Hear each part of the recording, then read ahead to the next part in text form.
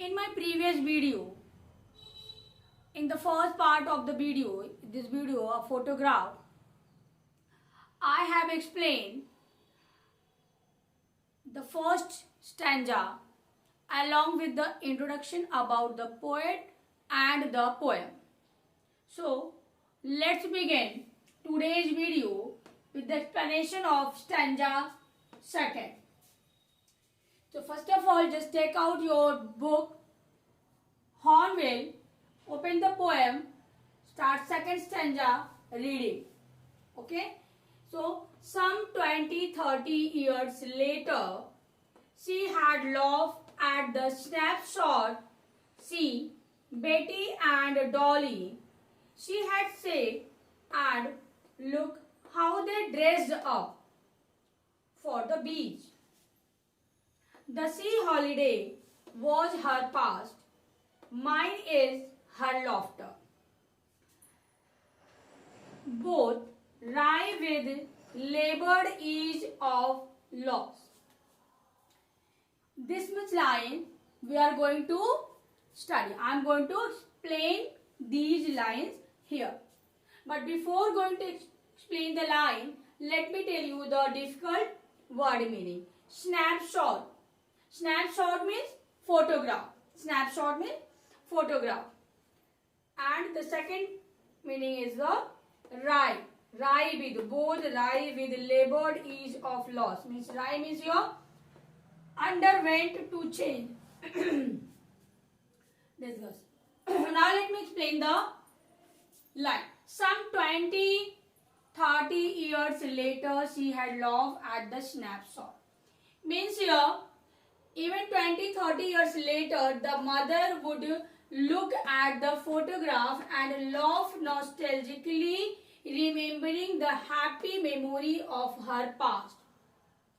It means the 20-30 years later, after looking towards the photograph, that photograph, snapshot means that photograph, her mother started laughing and nostalgically remembered. Nostalgically means memory of the past.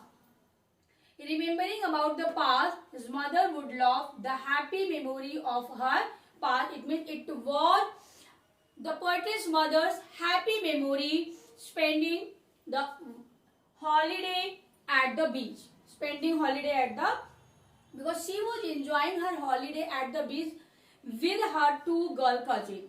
So here, I hope that this line, laugh at the snapshot, it means it was her happy memory of her past. So that's why she was laughing. I hope this line is she, Betty and Dolly, she had said, and look how they dressed us for the beach. Dressed up, it means white. The mother would look at the photograph and comment on dress worn by the cousin. It means after looking towards that photograph, her mother comments on the dresses wore. They wore at that time the dresses which they wore, and in that photograph was totally different.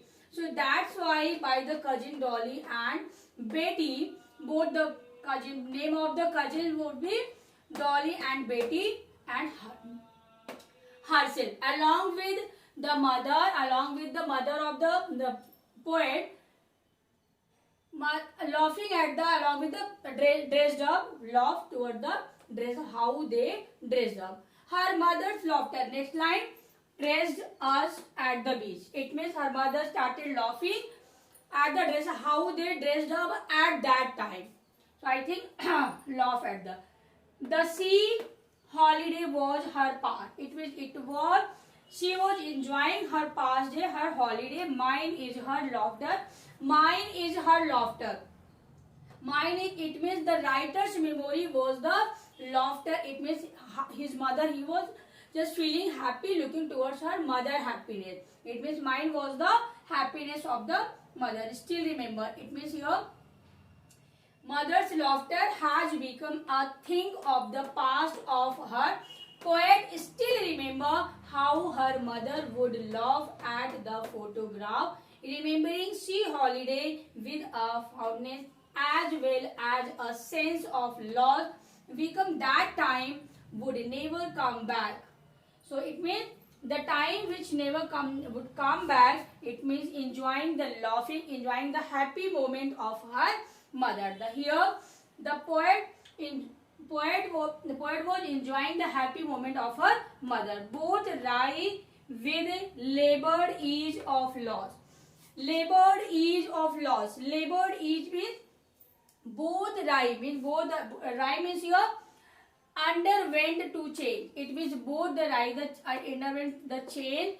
Labored ease of the loss. Labored means the time which was labored for her mother, and mother make the ease of the loss. It means the loss of the memories. It make the ease here. Labored ease here. The contradictory, the oxymoron here. After explanation of the poem, I will explain the poetry devices. Then I will explain both the word labored is in detail. Okay. So I hope the explanation of all these lines, the second stanza, all the second stanza line I have explained here. I hope these lines would be clear. So now you can just take this screenshot or note it down. Okay. Now look at the explanation of the last stanza, means third stanza. Last not the least. Now she had been dead nearly. She has been dead nearly as many years as that girl lived. And of this circumstances there is nothing to say at all. It's silence, silence. So these are the lines. Read aloud first, then look toward the explanation. Before going to explain the line, let me describe about the difficult word. Circumstances means situation, according to the situation. Silence makes someone unable to speak. Silence means still, remain quiet. She had been dead nearly as many years. The line itself telling you the meaning means the writer's mother has been dead nearly as many years. Means the poet recalls that if she is nearly 12 years since her mother died. It means she was only, the poetess was at that time when her mother died 12 years old. It means she has been dead nearly as many years ago her mother has been died. I hope the first line, explanation of the first line would be clear. Look, now the next line, the second line of the stanza. As that girl lived, and if this circumstances there is nothing to say at all. Okay. So here the poet is consumed the circumstances. This circumstances means situation. Consumed with grief, but is left with no words to express her loss and pain. It means according to this circumstances and this circumstances there is nothing to say at all. Left, she consumed with grief. It means the poet is consumed with his grief, the grief of his mother's death, but is left with no words. It means she has no word to express the grief of her mother, dead mother, grief about her dead mother. So no word to express her loss and pain about the loss. The poet is totally absorbed in memory in her dead mother.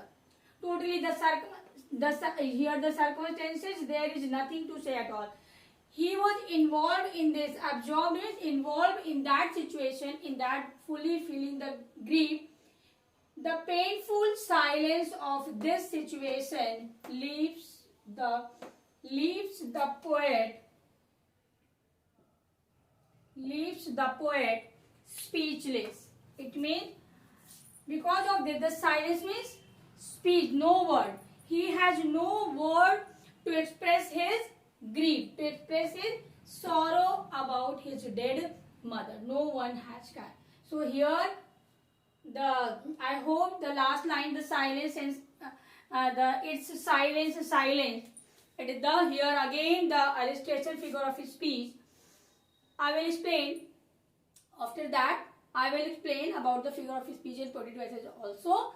But now, just let me revise you whether the third stanza would be clear or not. I have explained the third stanza, full poem I have explained. If you have any doubt, if you have any problem in any line, you can write in comment box, and I will try to just give the answer of your comment. Okay, so I hope it would be clear. Now you can take the screenshot of this. Now look at the poetic devices and figure of speeches of this poem. So here, as you can see here I have written the line of the poem. I have taken the lines from the poem, and here the poetic devices I have explained. Okay, so the first word I have taken, stood still, through there, terribly transient, silence.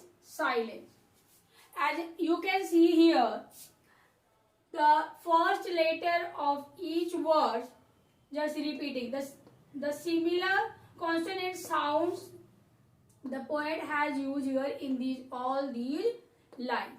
Terrible, T, S, T again, and SS. Okay, so these types of where you can say the similar sound, consonant sound repeating. So repetition of the consonant sound at the beginning of two more consecutive words. It is called. It means two more consecutive words means the word which is all the consonant sound repeating the word related to the words. It means related the same meaning. So it means this is the alliteration. The poet has used alliteration, means repetition of consonant sound is called alliteration. I hope this would be clear. Here we are getting the repetition of consonant sound at the beginning of two more consecutive words. At the beginning of the two more consecutive. Okay. So I hope it is clear. Alliteration would be clear. Now terribly transient. It is transferred epithet. Transferred epithet. As you can see here, the transfer. It means when the quality of one thing is transferred to other, is called transferred epithet. You can connect the transferred epithet, connect with the transfer, take the transfer quality of one thing to another. It's called. So you can very easily, when the quality of the person, changing a person or thing, is transferred to another, it's called the transfer epithet. I hope it would be clear. Now the last not least, labored is oxymoron. Labored is, as you can see here, the opposite quality we are getting here. Labored is oxymoron. It is a figure of speech in which two opposite qualities are added to something. It means opposite qualities are added. We are getting here the opposite quality. So it is a oxymoron figure of speech. I hope it would be clear. The poetic devices of the poem would be clear. Now you can take the screenshot or just you can note it down. Okay. So thanks for joining today's video. If you enjoyed the video, don't forget to give it thumbs up. Subscribe our channel for more insightful discussion on poetry. Thank you.